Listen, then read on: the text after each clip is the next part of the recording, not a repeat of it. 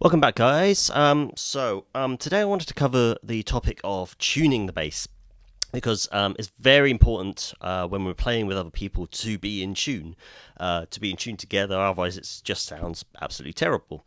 I'll cover the way of tuning by ear in a moment, and how the strings will relate to one another. But in practicality, I wanted to cover electronic tuners first, because when you're actually in a rehearsal room or on a stage or something, the chance of actually having enough quiet around the place to be able to tune by ear is fairly minimal. So having something that will show you how to tune, what note you're tuning to, is just really, really useful. So I've got a couple of examples here, and these are ones that I would heartily recommend. This one's a really old one, actually. This is a Boss TU-12, and I'm not even sure if they make these anymore. There's a little handheld tuner.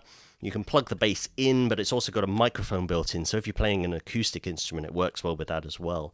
But the principle is sound with this one. The more practical method is a pedal tuner. Now, this is a Boss TU-3, which is a slightly newer model. The TU-2 is still available on the second-hand market in droves. Now, there's any number of different models from different manufacturers out there. The Boss one I would really heartily recommend checking into for a number of reasons, really. You can get cheaper models, but if you buy cheap equipment, then you're going to end up buying it twice, because it will fail you at some point. The Boss kind of sits in the middle. You can get more expensive and more technical tuners, but at the end of the day, this kind of does the job. It keeps you in tune, so you don't need to spend more money on something. Secondly, the Boss does kind of last forever, really. And this is one I've had a few years now. I've got a TU-2, which is the older model that I've had for now probably a couple of decades, that is still going strong. They're just built to last. And the third reason, really, is because these are mass-produced, especially on the second-hand market. They're really, really cheap to get hold of. This isn't a Boss advert as such, but this is what I use predominantly. But there are some other good ones from other companies. So as long as you get a decent quality tuner, that's the key thing. One like this is really, really useful because you plug into it between your guitar and your amp, and when you step on it, it mutes your signal, so you can tune quietly on stage without going out to your audience. So that's always good, because nobody really wants to listen to that. The standard thing for all pedal tuners is, or have some sort of display that will show you what note you're tuning to and whether you're sharp or flat. Now, what I mean by that is, sharp is if the pitch your string is currently at is higher pitched than what the note should be, and flat would be lower pitched. So you've got to adjust your tuning as required. Now, important point here, while I'm at that point, is if your note is flat, then just carefully adjust your tuning up to the point where you're in tune, and then you should be fine. If your note is sharp, tune down below where the note you're aiming for is, and then tune up to it.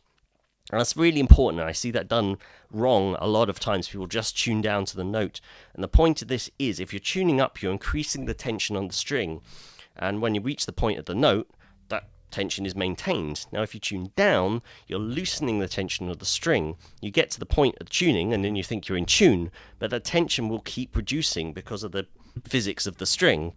And you'll find after, playing for a little while, suddenly you're out of tune again.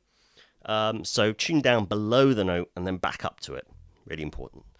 Okay, so electronic tuners, get one, use it. Brilliant.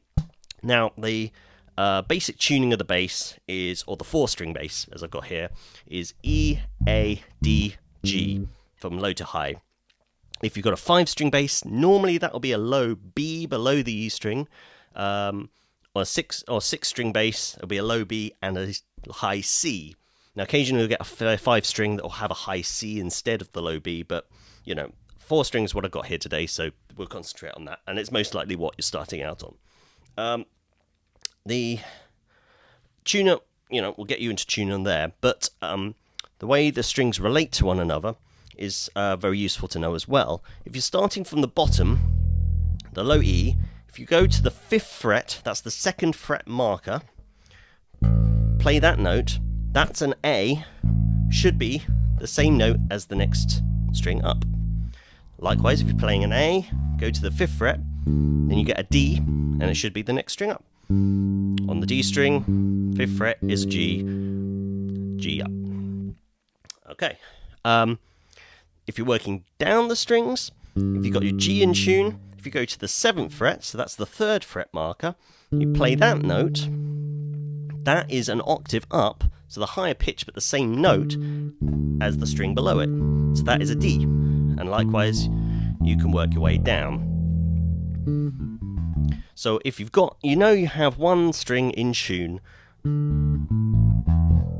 you can kind of work out the tuning for the rest of the bass.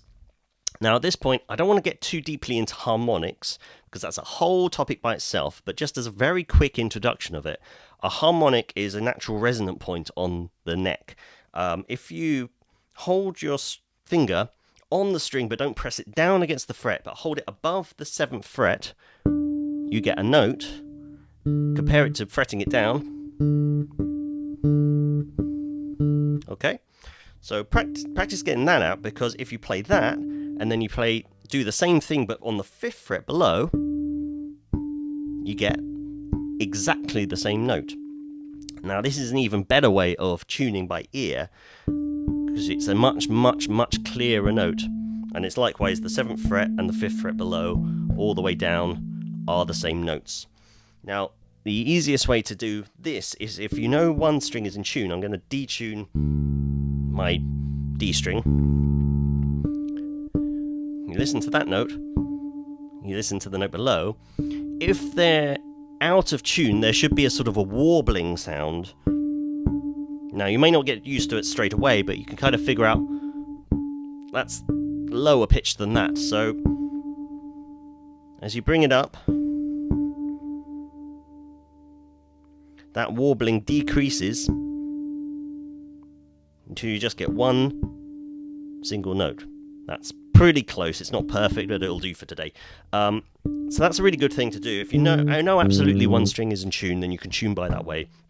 And that's it. So practice tuning by ear on that one, because it's great to develop your musical ear. But definitely look into tuning pedals. Get one, decent one, second hand. You're probably looking 30-40 quid maybe, depending on who's selling and what decent quality it's in. But like I said, if you get a decent quality one of these, it will last you a lifetime. That's it, and we'll see you again next time.